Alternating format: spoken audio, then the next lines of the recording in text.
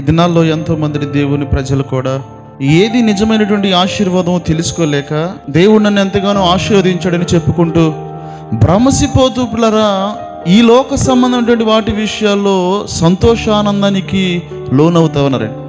నిజంగా ఒక క్రైస్తవుని జీవితంలో నిజమైనటువంటి ఆశీర్వాదం ఏంటి అని అడిగితే దేవునితో నడిచేదే నిజమైనటువంటి ఆశీర్వాదం. నిజంగా మనం అనుకున్నట్లుగా పిల్లరా ఈ లోక సంబంధంగా గృహాలను గురించి, ఉద్యోగాలను గురించి, వ్యాపారాలను గురించి, ఈ లోక సంబంధమైనటువంటి స్థితిగతులను గురించి వీటన్నిటినీ ఒకవేళ నీవు ఆశీర్వాదం అనుకున్నావేమో.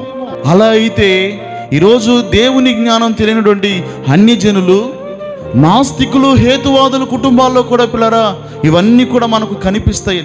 అదే నిజమైతే వారిని ఎవరు ఆశీర్వదించారు?